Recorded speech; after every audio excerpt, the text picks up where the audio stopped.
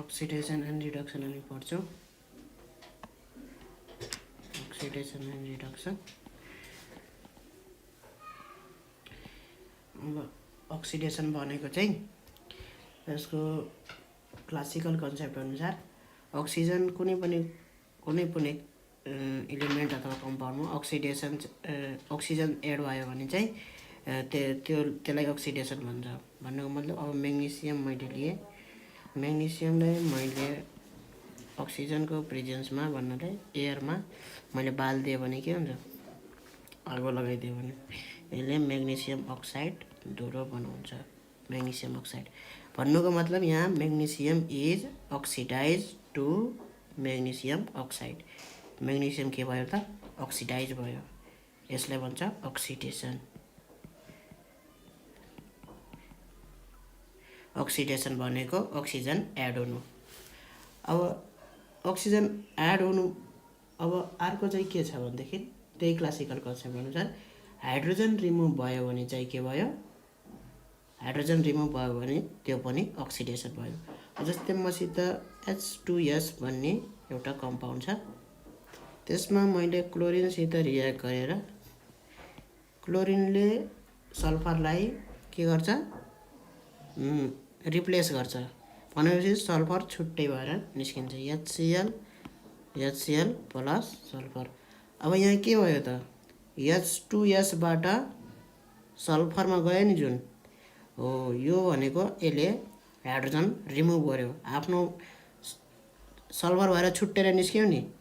त्यो भनेको hydrogen remove गर्यो रिमुभल अफ हाइड्रोजन भयो यसमा के भयो रिमुभल अफ हाइड्रोजन भयो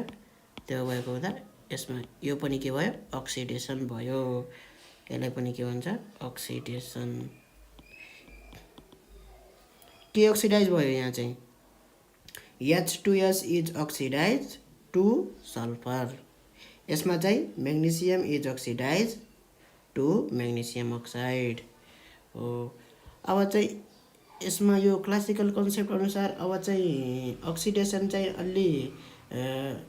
उस भयो अलि अक्सिजन मात्रै एड नभएर अब कुनै पनि इलेक्ट्रोनेगेटिभ एलिमेन्ट चाहिँ त्यसमा गयो भने त्यो अक्सिडाइज भयो अब कन्सेप्ट त्यसलाई अलि डेभलप गर्दै गयो भन्नाले खासमा अक्सिडेसन रिएक्सन भनेको कस्तो रिएक्सन हो त्यहाँ के हुने रहेछ हैन अब यहाँ चाहिँ के भयो म्याग्नेसियम छ म्याग्नेसियमको चार्ज कति हो यहाँ मतलब यहाँ यसको चार्ज 0 छ है चार्ज भनेको कस्तो भनेदेखि अब दुईटा जोडेर बसेको हुँदा एउटा इलेक्ट्रोनेगेटिभ एलिमेन्ट छ बडी अर्को भन्दा जस्तै म्याग्नेसियम र अक्सिजनको यहाँ बन्ड छ एउटा बडी इलेक्ट्रोनेगेटिभ एलिमेन्ट र अर्को अलि कम इलेक्ट्रोनेगेटिभ छ भने उनीहरूले शेयर गरेको इलेक्ट्रोन के हुन्छ एकतिर एक जुन बडी इलेक्ट्रोनेगेटिभ हुन्छ त्यसले बढी तान्छ त्यो हुँदाखेरि एउटामा चाहिँ पोजिटिभ चार्ज डेभलप हुन्छ अर्कोमा चाहिँ नेगेटिभ चार्ज डेभलप हुन्छ हो त्यस्तो गर्दाखेरि यहाँ चाहिँ म्याग्नेसियम र अक्सिजनको चाहिँ के हुन्छ भन्दाखेरि दुईटा इलेक्ट्रोन चाहिँ उस हुन्छ बन्डिङ दुईटा इलेक्ट्रोन भन्नाले म्याग्नेसियममा दुईटा चार्ज अक्सिजनमा दुईटा नेगेटिभ चार्ज यसरी हुन्छ भनेको मतलब यहाँ +2 भयो यहाँ -2 भयो अक्सिजनको यो कम्बाइन भएको स्थितिमा मात्रै हुन्छ यसलाई छुट्टाउने हैन हेरी अब यो भनेको हाम्रो 0 देखि +2 भयो नि हो यस्तै त हामी म्याग्नेसियम र क्लोरिन रिएक्ट गरे पनि त हाम्रो यही हुन्छ हुँदैन MgCl2 यही हुन्छ हुँदैन यसमा पनि त अब हाम्रो के भयो यहाँ चार्ज 0 थियो यहाँ +2 भयो भनेपछि कुनै पनि इलेक्ट्रोनेगेटिभ एलिमेन्ट कम्पाउन्डसित रिएक्सन गर्दाखेरि यहाँ अक्सिडेसन हुन्छ भन्नाले एडिसन अफ अक्सिजन मात्रै नभएर के भयो इलेक्ट्रोनेगेटिभ एलिमेन्ट जुनसुकै है त यहाँ क्लोरिन यहाँ अक्सिजन थियो इलेक्ट्रोनेगेटिभ एलिमेन्ट यहाँ अहिले क्लोरिन भयो ठीक छ अब यहाँ त्यस्तै रिमुभल अफ हाइड्रोजन भनेको हाइड्रोजन भनेको जनरली पोजिटिभ हुन्छ भन्नाले पोजिटिभ हुन्छ भन्दाखेरि जस्तै HCl जे कम्पाउन्ड बनाउँदा पनि हाइड्रोजन जनरली पोजिटिभ हुन्छ धेरै जसो कम्पाउन्डमा जेनरली पोजिटिभ नै हुन्छ। त्यही भएर हामीले जहिले पनि पोजिटिभ यसरी लस गराउने हो भने कुनै पनि कम्पाउन्डबाट पोजिटिभ यसरी लस गराउने हो, हाइड्रोजन लस गराउने हो भने त्यो भनेको के हो, त्यो पनि एउटा अक्सिडेसन हो। चार्ज बढाउनु भन्छ के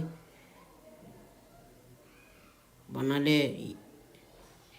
अब यहाँ H2S मा हेरौँ है, H2S मा चाहिँ यहाँ चाहिँ सल्फरको -2 हुन्छ किनभने दुईटा हाइड्रोजन छ, हाइड्रोजनको +1 हुन्छ, दुईटा हाइड्रोजन भएको भएर +2 गर्दाखेरि सल्फरको -2 भयो। -2 देखि यहाँ 0 भयो, भएन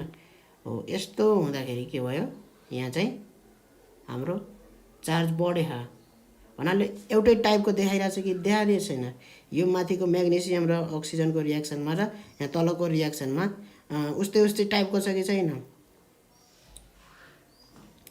त्यो भएर यिनीहरूलाई अक्सिडेसन भन्यो। अक्सिडेसन चार्ज बढ्यो भने अक्सिडेसन। अब हामीले एकैचोटि अब हामीले गर्छौँ, मोडर्न कन्सेप्टले के भन्छ, मोडर्न कन्सेप्टको अनुसार अक्सिडेसन भनेको के भयो हाम्रो, अक्सिडेसन भनेको increase in positive charge, increase in positive charge, ठीक छ। अथवा के भन्छ मोडर्न कन्सेप्ट अनुसार हाम्रो के भयो भनेदेखि लस अफ इलेक्ट्रोन अनि increase in positive charge, decrease in negative charge. Negative charge भयो भने नेगेटिभ चार्ज चाहिँ डिक्रिज, पोजिटिभ चार्ज चाहिँ इन्क्रिज। अनि रिडक्सन भनेको चाहिँ gain of electron, decrease in positive charge, increase in negative charge. यसको हामी रिएक्सन गर्दै बुझ्छौँ।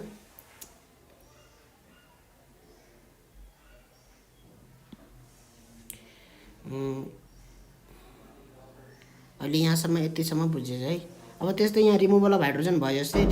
Removal of any electropositive element भन्नाले अब जस्तै यहाँ यसमा चाहिँ H2S मा चाहिँ के भयो, हाइड्रोजन चाहिँ के भयो, हाइड्रोजन चाहिँ के भयो हाम्रो इलेक्ट्रोपोजिटिभ इलिमेन्ट भयो नि H2S मा,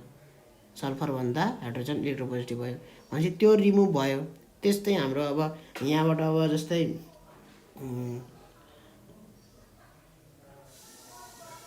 H2S मा चाहिँ